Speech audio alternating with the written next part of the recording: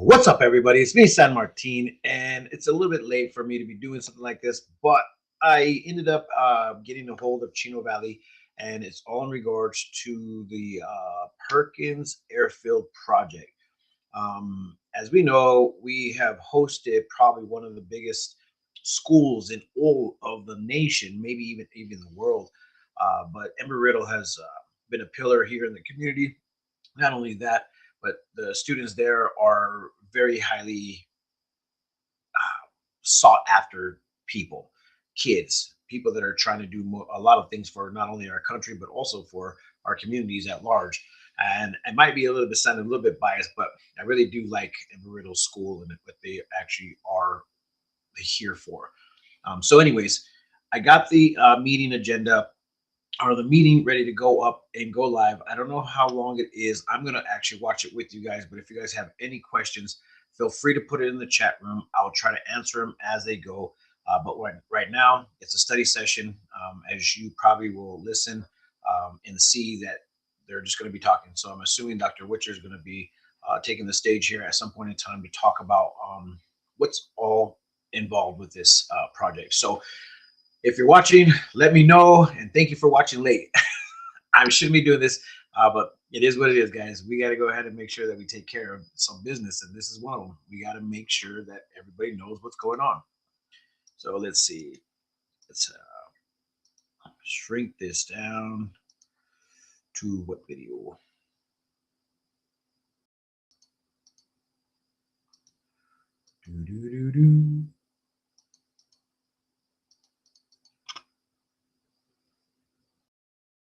Let's see, how do we work this?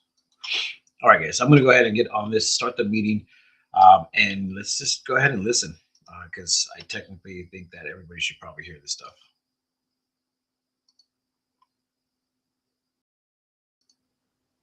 Nope. Vice Chair Pasiak. Here. Chair Merritt. Here. And then our town attorney is present remotely. Hello? Got 'em all. Thank you very much, folks. Reminded there is no output or no input from anyone besides for new commissioners and council members this evening. There is no public comment.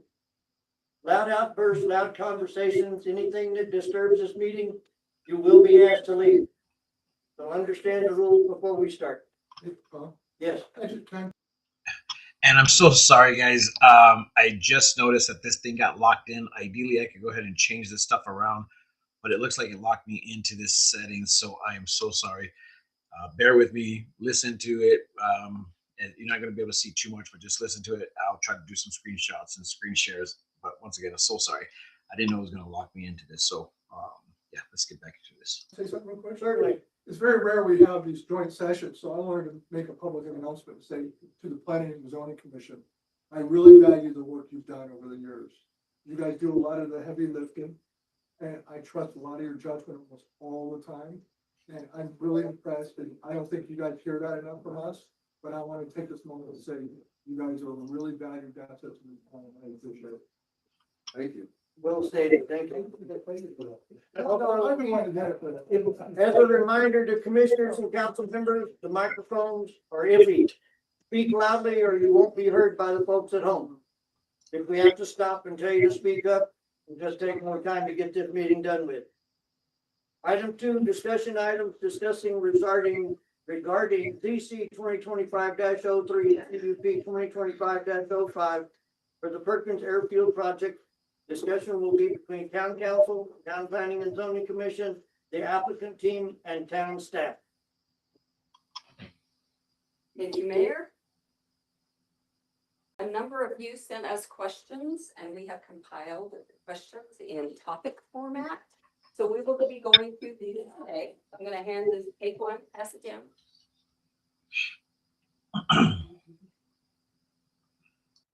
So along with the specifics of the airfield and flight, we heard a number of questions about the zoning and the general plan. And so we wanted to start off the meeting by having a conversation about the zoning and the general plan. Yes.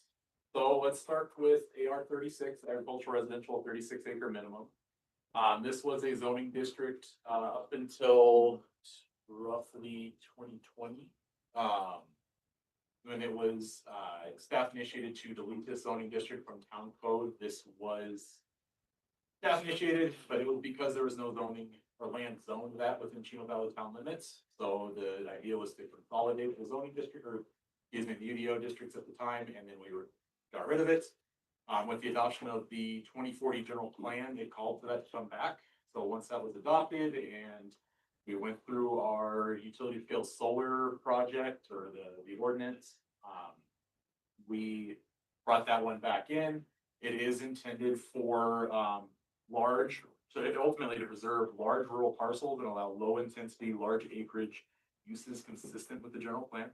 Airports were added as a conditional use, not a permitted use. That was by design, specifically to require case by case review to preserve council's discretion on this.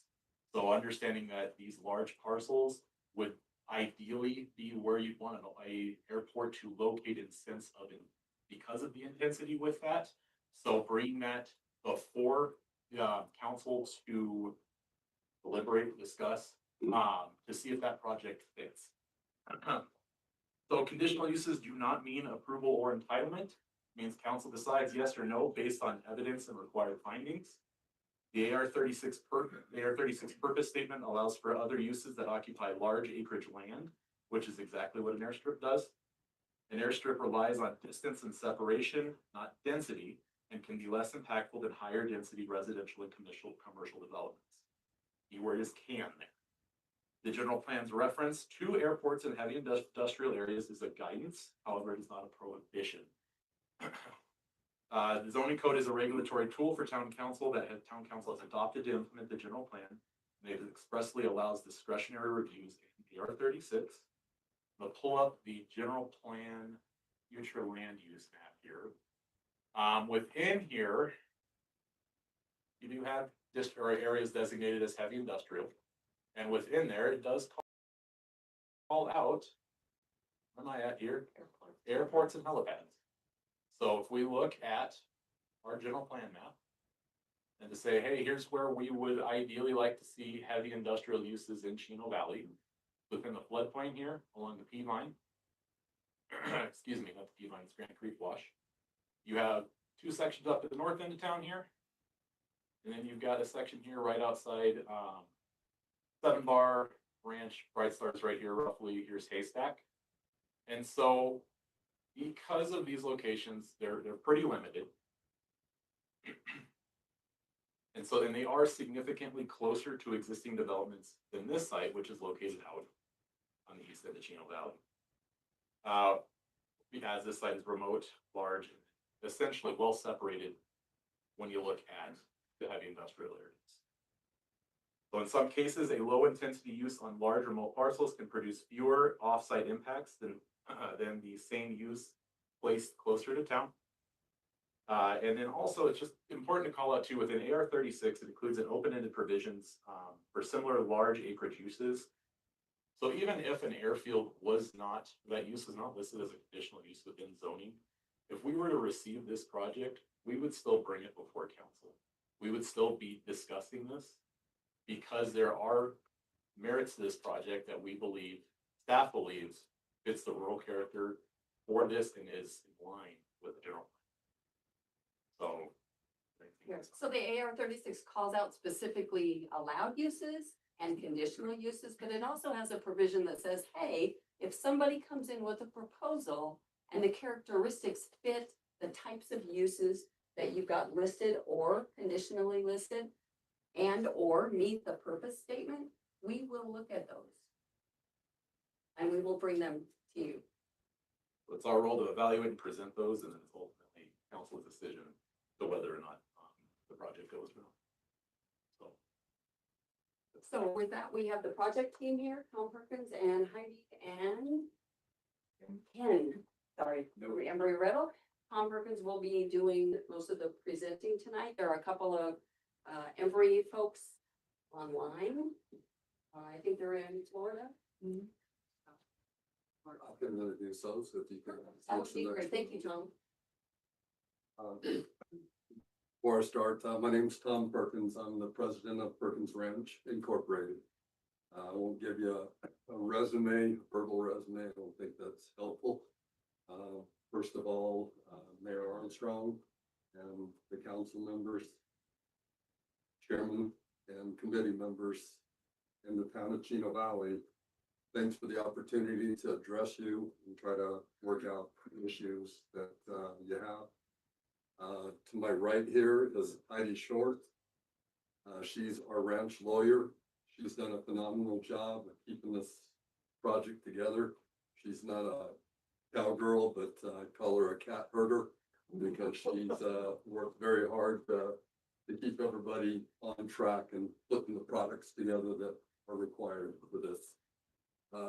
Next to her is Dr. Ken Witcher. He is a phenomenal educator. He is the head of the Prescott campus. My mom likes to call him the Albus Dumbledore of the Embry-Riddle Prescott campus. She is a Harry Potter fan. Online, you have Scott Gazelle. He's with Embry-Riddle also. He's the vice president of facilities for all the Embry-Riddle areas. Extremely bright guy. He's remote from Florida. Mark Paslick is a 50-pound head guy. He's the architect that did all the drawings for this and has done all the legwork for the airspace and the other required items. Behind the mayor over here is my brother Danny. He's the vice president of Perkins Ranch Inc. He's my right-hand man. He was a wildland firefighter in the area for a long time until my other brother Mike passed away. And he came back to the ranch to take over for a couple of years before my sister can move from California to take over for the next 20 years. He is phenomenally intelligent with the area. He knows all the different communities and works well with most people in the area. Then beside him is my oldest sister, Debbie. She's the treasurer of Perkins Inc. She has managed the money through good times and bad. She is probably the reason that our ranch has held together as long as it has. She is here to correct me if I make any statements wrong on the ranch finances. Gunner Boy, that's my service dog down on the floor in front of my brother. Most importantly is my mom, Margaret Leota Perkins. But I came after the dog. It's the last one, that's why I put him there. He's the most important to our family. My mom has been a bedrock. She is the epitome of everything our family stands for. Our religion comes from her, her service comes from her, and our family definitely is held together because of her. And I appreciate her a lot. She'll be 93 on Thursday. Happy birthday.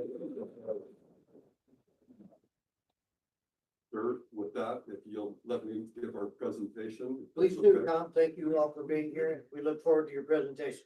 Thank you, sir.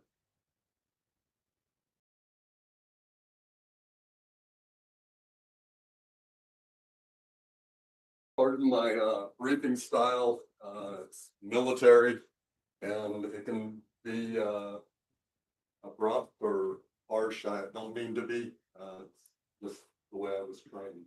Like, okay, this shows the site, which is out here along Perkinsville Road. This is a big pasture that we call the Big Windmill Pasture. We've run cows there for many years.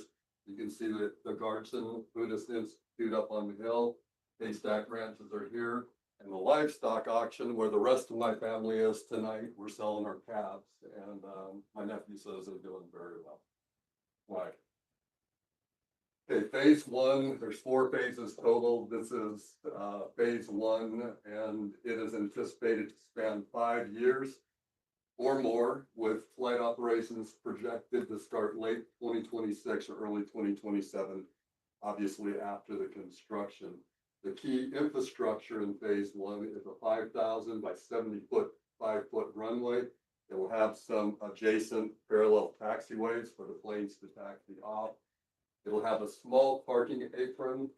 Parking apron will be cement. I call it white top. Somebody asked me the question about what is white top. That's cement. The These two will both be blacktop. The essential safety equipment, you'll hear us talk about safety all the time. Safety is essential in aviation. You don't have safety embedded in everything you do, then you start wrecking airplanes, and nobody wants that. Flying. This is what it looks like. Some of you went out during the aircraft demonstration, but this is phase one, goes to here, I'm sorry, about here, and then it'll have an additional 1,000 feet during phase two. Phase one is 5,000 feet because at this density altitude for a Cessna 172, it's a safety built in for the planes to be able to land safely and take off safely, depending on. And just a heads up, I can't even see this on my screen. So if I could get these screenshots, I'll send them to you guys if you ask for them. I'll try to get them sent to me. It might be in the meeting notes, but let me go ahead and put that link in here. So just wanted to go ahead and tell you guys that I can't read it either on my site. So just FYI. Okay. Slide. This is a primary aircraft that will use the airfield through all of its stages, but Cessna 172, Skyhawk. My daughter is in school right now at Embry-Riddle. This is what she's flying right now. Live. As they progress, this is a twin engine. It's a Diamond VA-42 November Golf, and it's built to train more sophisticated training. You got twin engines, so the landing gear retract. So it's a lot more complicated aircraft. And as the students are building up to be airline pilots, this is a second step in that progress. Line. This is a time period that Embry-Riddle is requesting from 5:30 a.m. to 6 a.m. This is very small amount of planes, one or two, if even with that, because it's early morning, it's still dark, and there's only certain students that train in those areas. This is a peak operations, which is 6 a.m. to noon. 75% of daily totals will be done during that time. From noon to 8 p.m., anybody that lives here knows the Chinook winds start to pick up in the afternoon. So that's much more difficult for the planes to fly. So they get canceled either for weather or monsoons, those type events.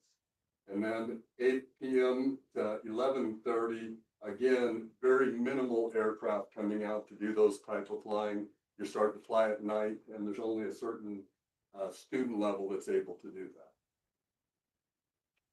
Weekend flights, very little weekend flights, but there are students. My daughter flies on Saturday and Sunday if she can. She's trying to build up her time, but there's not a whole lot of action out at flight operations during those days. A few, but not a lot.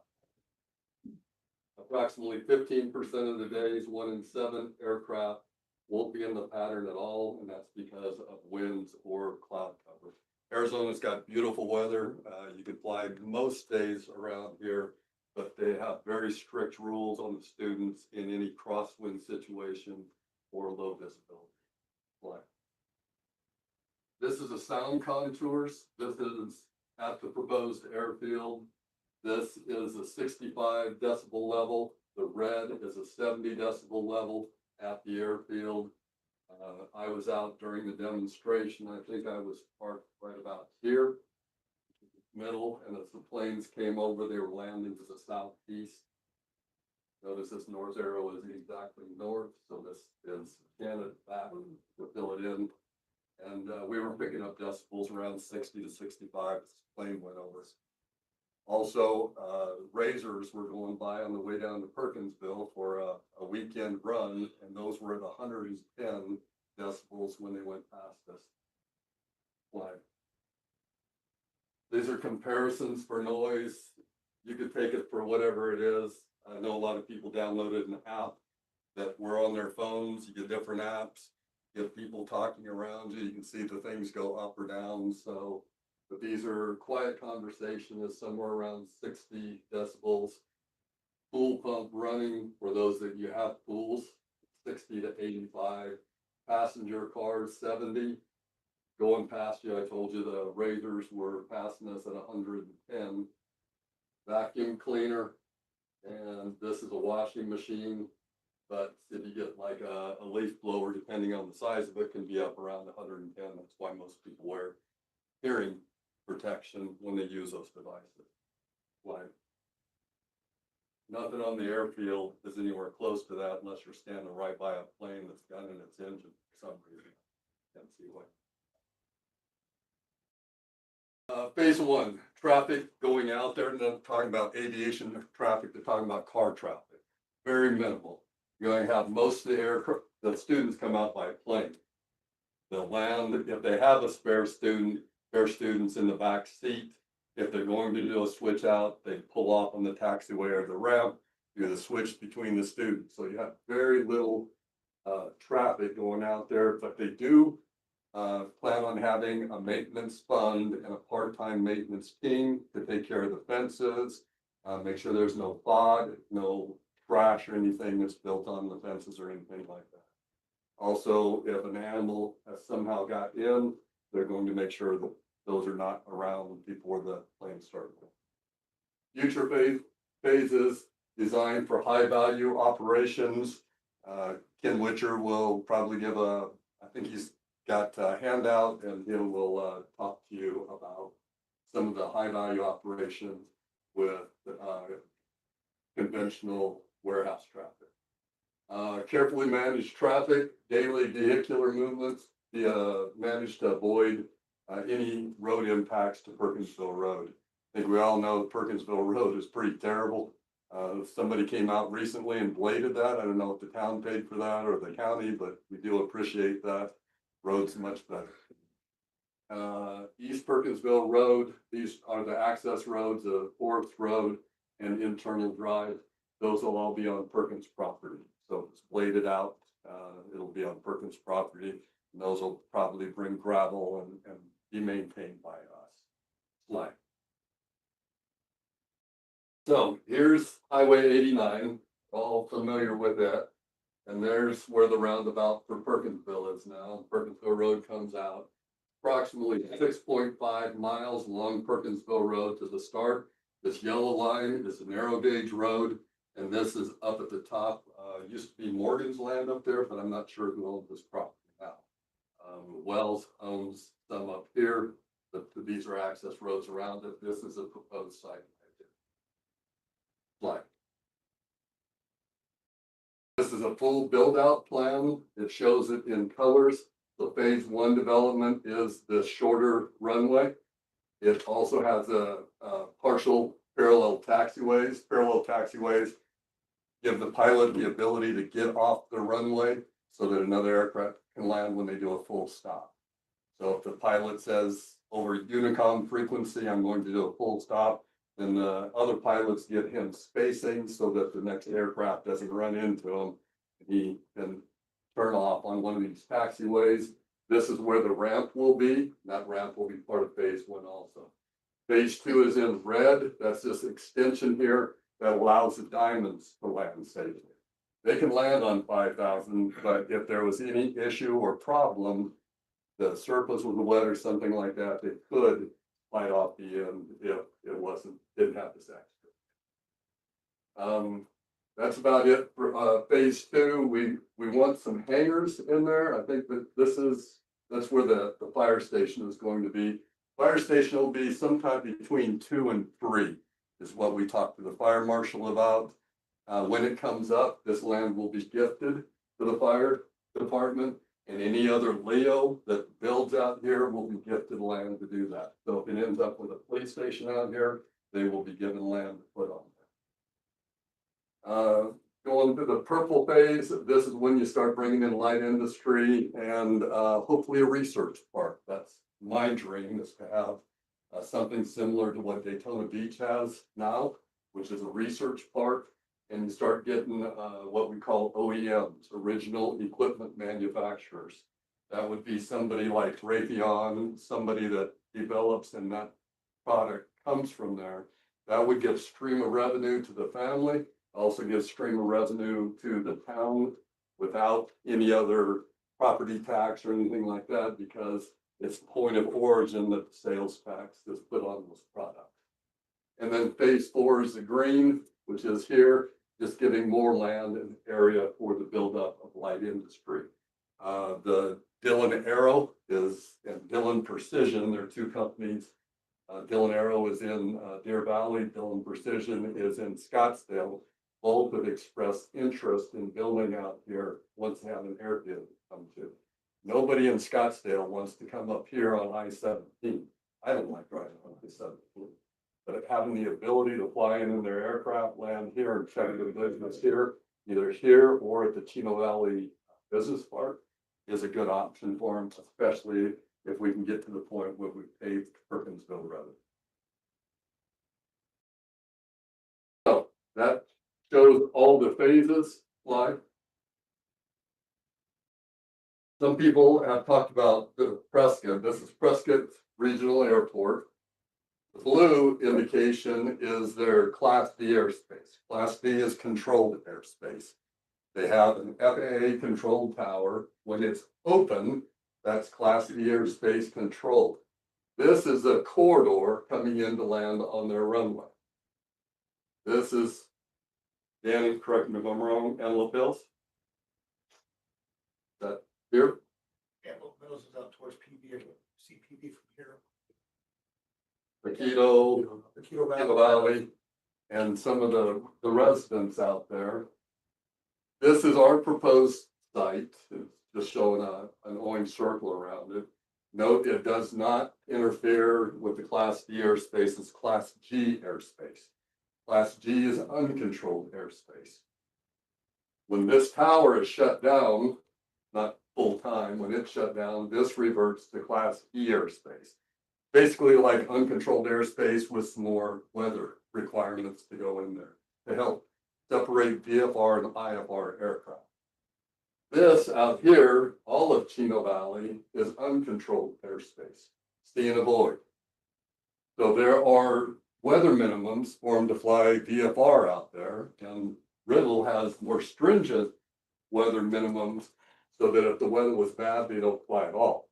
But you see aircraft flying in our area over our town, and people have asked, well, why can they fly over me? This is uncontrolled airspace. So if they go over a built-up area like along 89 out here, then they're supposed to be at 1,000 feet AGL above ground level or 2,000 feet horizontally offset. I know some of them don't, but they're supposed to. Riddle's aircraft are all equipped with ADS-B. It tells exactly the position of the aircraft. It tells its location, tail number, everything. That's tracked by flight operations back there. So if there is anyone saying that a Riddle aircraft flew over them, they can go back into the database and find out who it was and what altitude they were actually at. A lot of people use their, called the Mark 1 eyeball, look up at the aircraft and they go, that aircraft's at 600 feet. Maybe it is, maybe it is not, but the ADS-B will tell exactly where that is. Now, ADS-B replaced what we used to call radar. Airports had radar, and they would ping the aircraft, and it would tell height and direction of the aircraft.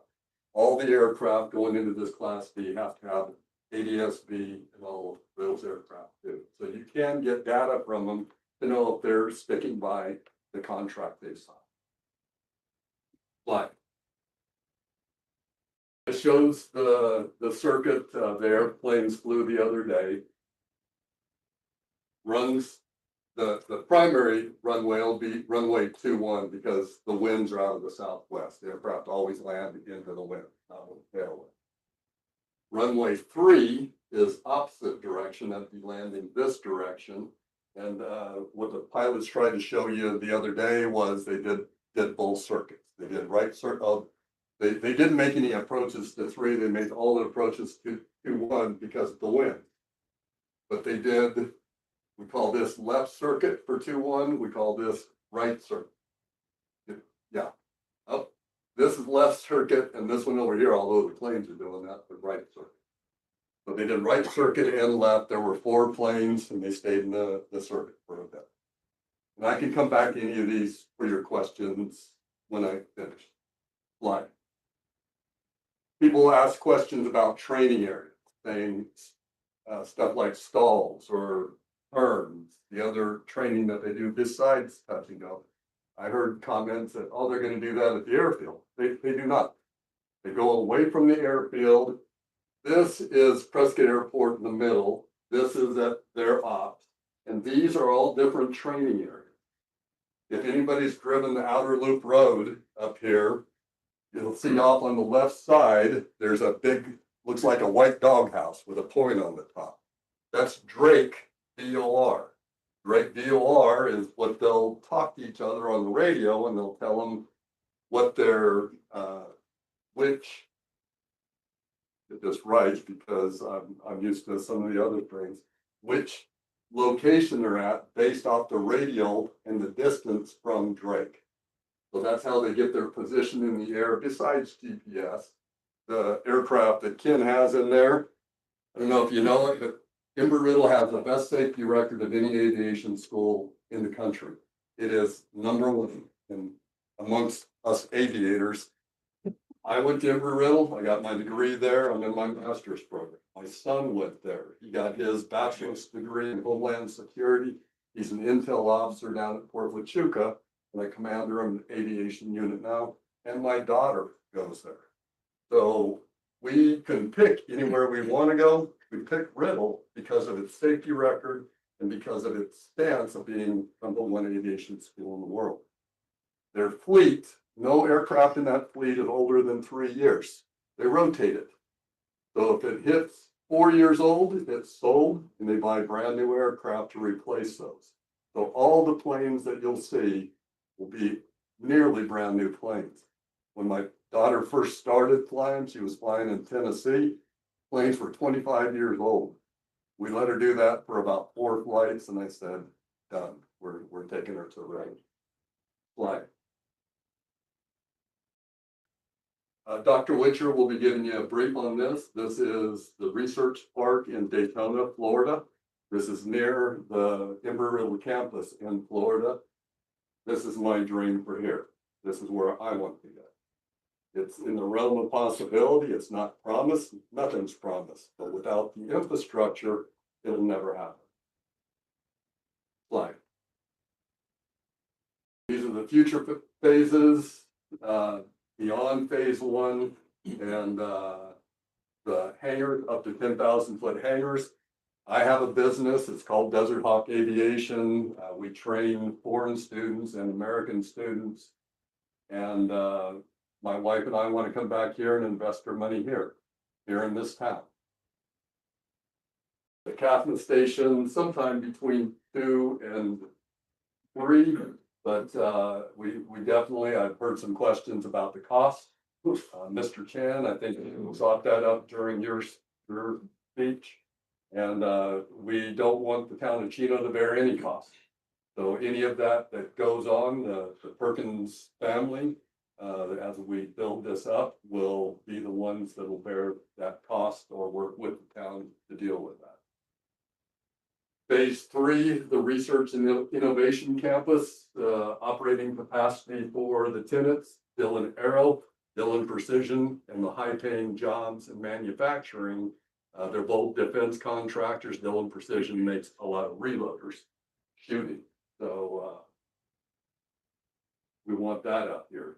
Phase 4, advanced manufacturing and specialized logistics, dedicated areas for high value production, precision assembly, and specialized logistics. Something I think Chino Valley needs badly. I see a lot of the communities around us get it, and we don't. Reason we don't is our infrastructure. What ongoing commitment, all future development will continue to prioritize the capability with the rural environment and generate high value, low impact economic activities. People have asked the question of me about what about the rest of our land. We're the largest landowner in Chino Valley. Sir, I think you asked a question and I fumbled it when you asked me. But I asked, look around from when I grew up here, most of this was farming and ranching here. People like Lyra Morgan, Billy Wells, Tom Perkins, Jim Fletcher is still here. Gil Bizjack owned most of the farms in town and had a corn stand down on Road 3 North and one right across from the school. The people from Sonora, Mexico would come up here to buy his jalapenos because they were the best in Arizona, best in the country. Where did all those farms and ranches go? Anybody have any idea? You know why farms and ranches break up? That's Bill Fulham. As families grow bigger, then families need economics to support those families, and most of these things cannot produce it. Does anybody in this place think the Perkins family is rich?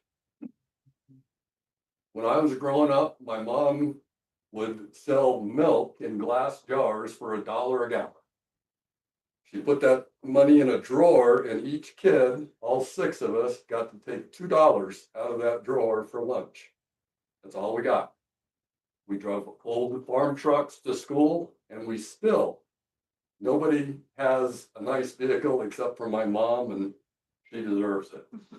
All the rest of us drive older vehicles, old ranch trucks, and we live a modest lifestyle.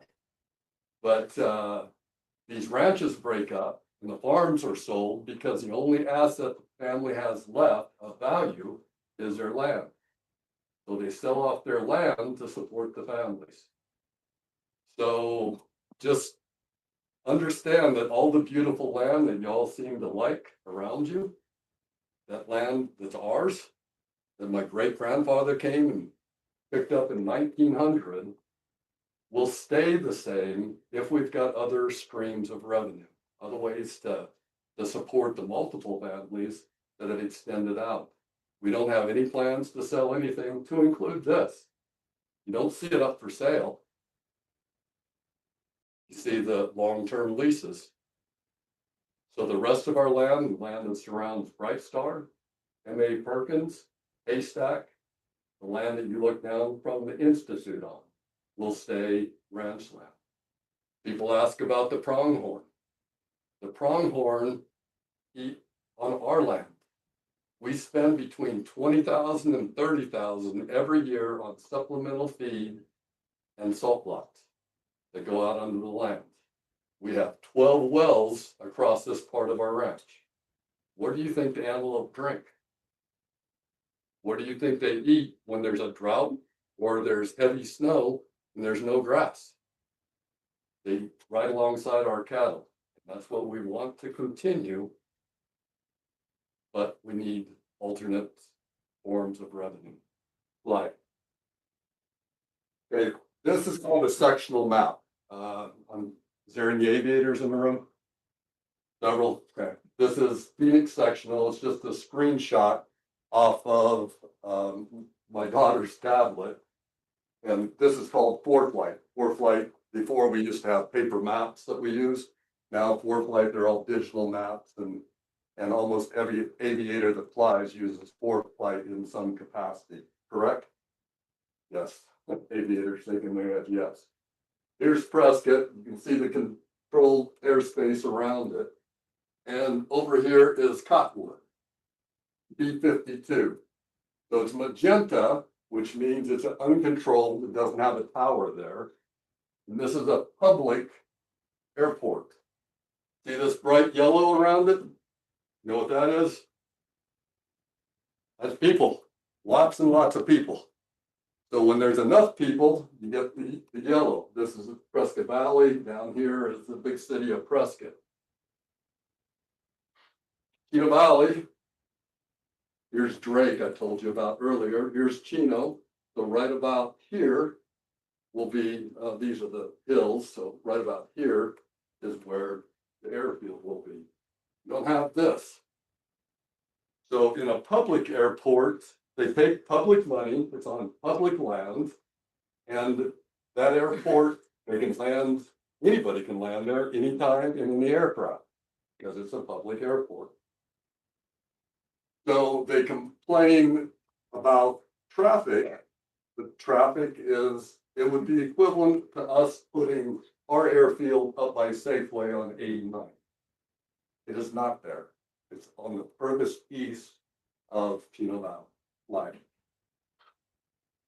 This just shows 12,000 feet. Obviously, a mile is 5,280 times 2.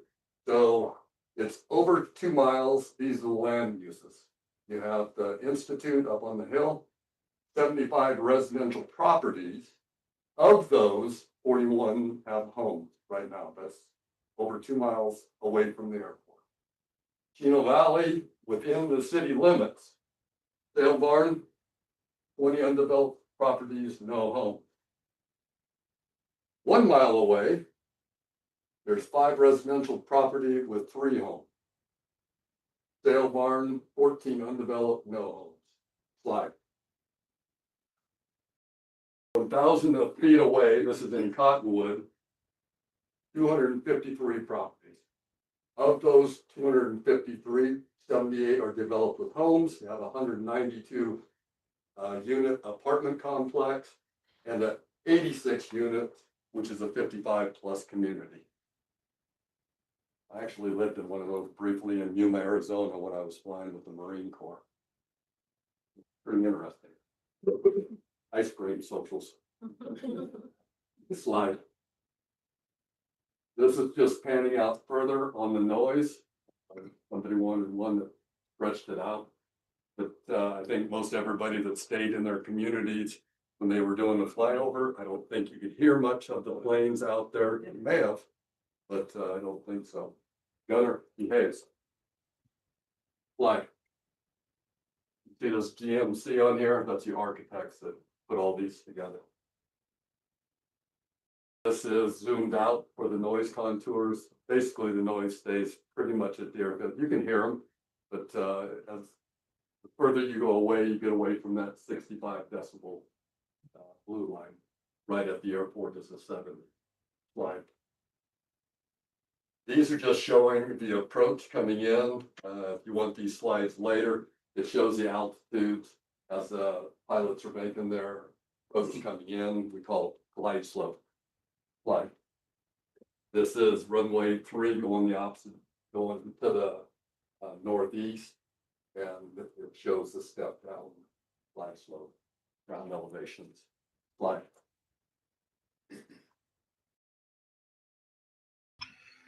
Okay, guys, I just realized that this video is 2.5 hours long. So I want to do part 2 of this, but I will be uploading the next round tomorrow. So you guys can go ahead and see kind of what has been happening. As I get time to go ahead and put these things together, I'm going to do it, but it's 2 hours long. So I'm going to cut it here because it's an actual good spot right here, 58 minutes and 50 seconds. Let me write that down real quick. So I can go. If you guys want to go ahead and check this whole thing out, let me see if I can go ahead and actually I got the link right now. So what I'm going to do is I'm going to put it into the chat room. I'm going to put it into the chat room so you guys can go and watch the rest of it tonight if you choose to. But I feel like what I want to do is come back tomorrow. If you guys have any questions, feel free to go ahead and put them in the chat room. If not, go ahead and feel free to go ahead and reach out to your council and everybody that's involved. I mean, because once again, this is supposed to be a neighborhood thing, a neighborly love type of thing. But I can feel the pain. Just for context, I actually live probably about maybe 2 miles, 3 miles away from our airport here, and when jets go by, I can definitely hear it. But I actually like planes, so it's not like a bad thing to me. I just like go outside and I just like look at the sky. I'm like, oh, look at the plane. So I don't know. I live by exactly in the golf course over by the airport. And sometimes when the jets turned on, man, it was just like one of those moments where it's just crazy. But then again, I'm a guy that likes planes and probably loud engines and stuff like that kind of just makes me feel cool, or I like it because it's cool. Whatever it may be.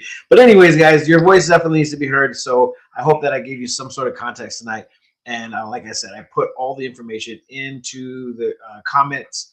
So if you guys want to watch the rest of it, just like I just paste and copy, put it in there, and it's all there for you guys' ability to watch. So February is going to be crazy, and I hope that you guys already. I've been taking a couple months off, so you're going to see a lot more of these videos, and hopefully, yeah, it's good for your guys' watching. So with that being said, guys, peace, love, and happiness. Let not be war. Remember, love always wins. We'll catch you guys later. Bye-bye.